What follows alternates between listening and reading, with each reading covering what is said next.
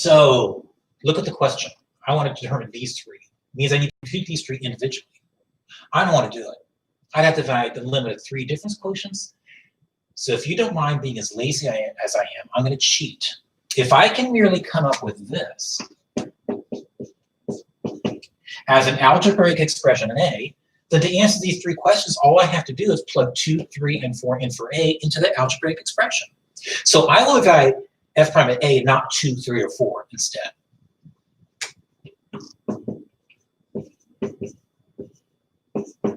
Do you mind if I change the B to an X?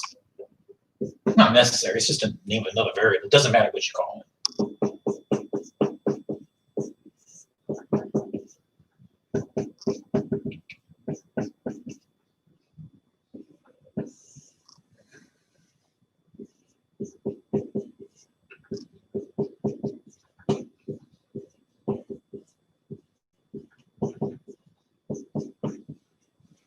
Now, just using a tad bit of math, tad bit of 9th grade basic algebra.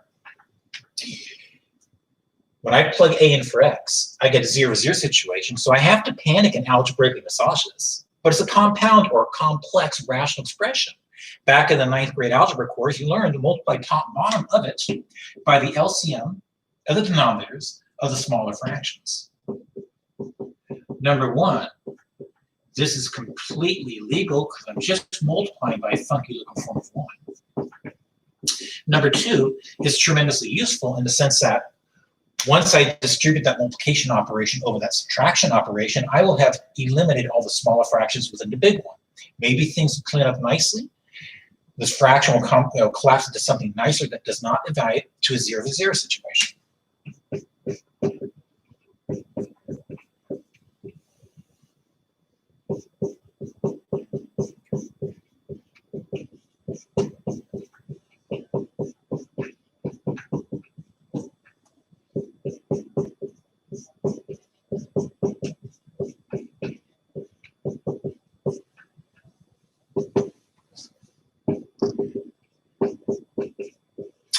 Now, please take care with this rational expression. This 3x plus 2 may be a factor of the entire denominator, so potentially can cancel with something upstairs.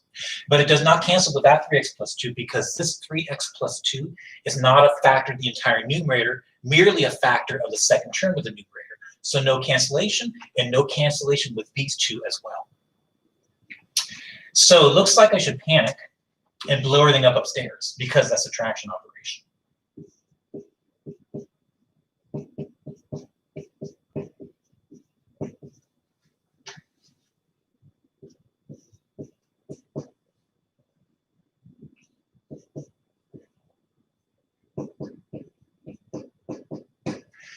But downstairs, there's only 1 term here, not 2.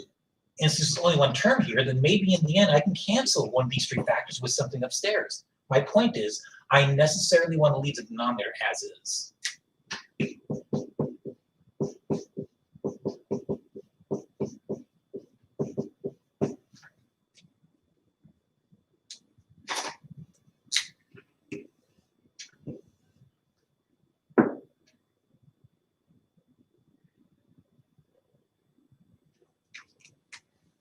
See that plus 1? I think that plus 1 should be this, because the 2. My point is this, more cancellation.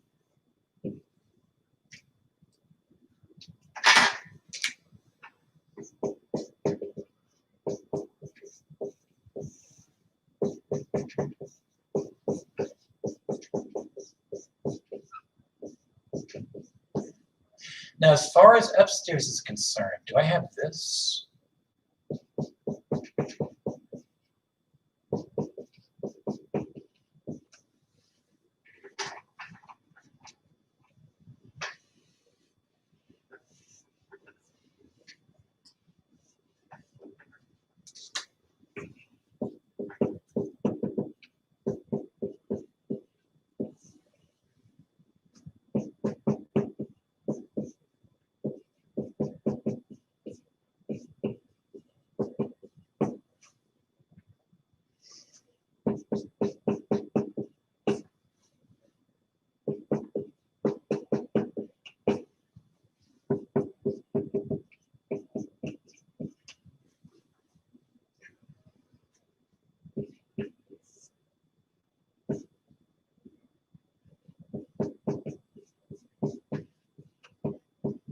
looks to me like it got rid of the problem child. I no longer have a 0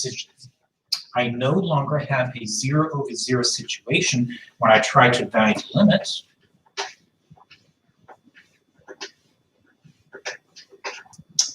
So in evaluating the limit,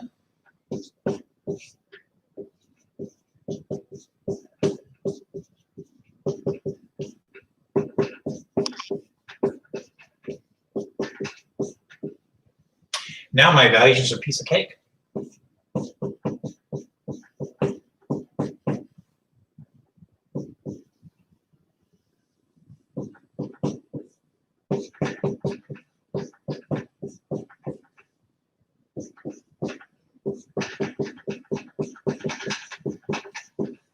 So I think you get the idea. Just in case you like the other version, my derivative, here,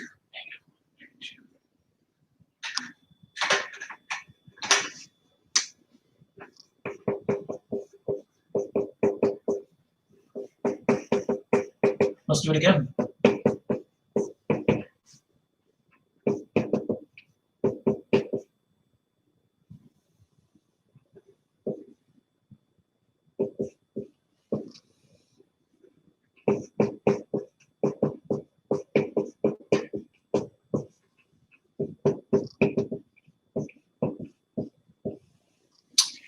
Now, be a little careful. Plugging in a plus h in for x here means I have to plug a plus h in for x here and here.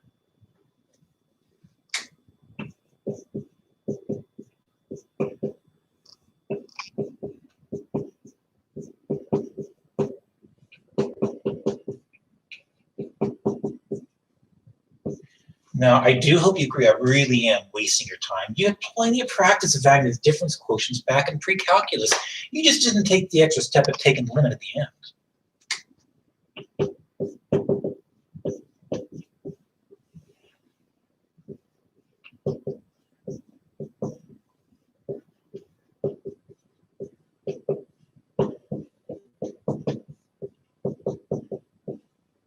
Another compound rational expression.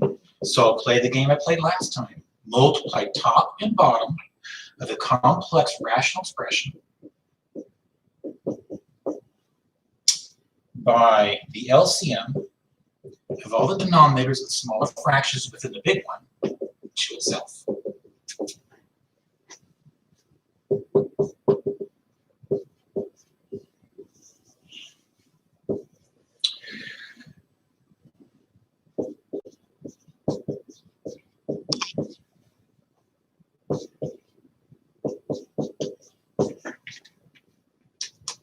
So in distributing this multiplication with that subtraction, I get cancellation with this trinomial factor in that denominator. On the right-hand side of the subtraction operation, however, I'm now getting cancellation with this binomial factor with that denominator.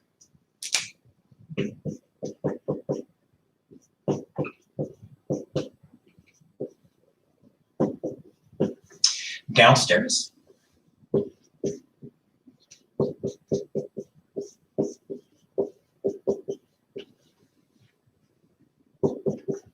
and do you mind if I just double check real quick? So everybody, looks like I have a slight mishap. F of A is really this. Sorry for my clumsiness, but it's an easy fix. And then continuing my easy fix. Okay, I think, oh, one more fix. Gotta mind my P's and Q's, or mind my A's and X's. So everybody, here to like my last example, be a little careful. I do not get cancellation with these two factors. This may be a factor of my entire denominator, but it's not a factor of the entire numerator, but merely the first term of the entire numerator. Using the same logic, these two beasts indeed do not cancel. However, I am getting a 0 over 0 situation. I've got to continue paying the consequence. And the form of panic I'm going to have is to not multiply everything out downstairs since it's already factored, but blow everything up upstairs. And perhaps after blowing everything up, I have a collapsing of some terms in the numerous position. But I am running out of room.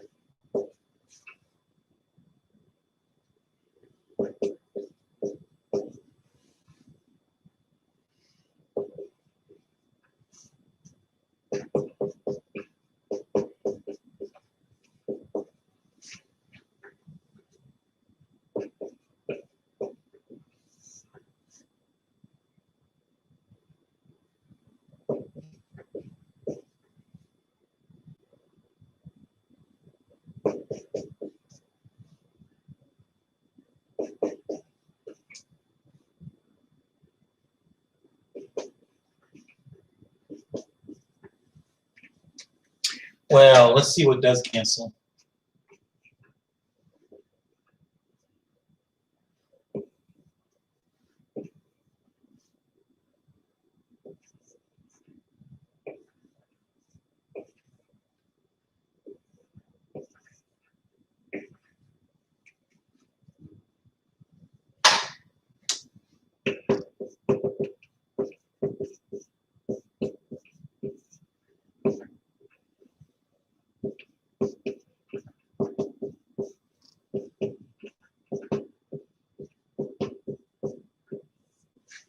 Oh, look at that. The problem child, the factor of h, upstairs and downstairs cancels.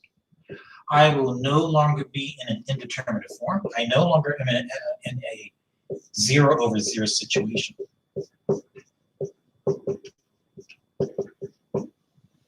Now, if I allow h to go to 0,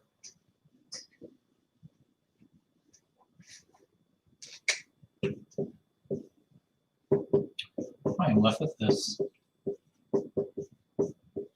It's been too long. Is that what I had before? Ah, it certainly is. Now I can evaluate at 2, 3, and 4 again for a, if you like.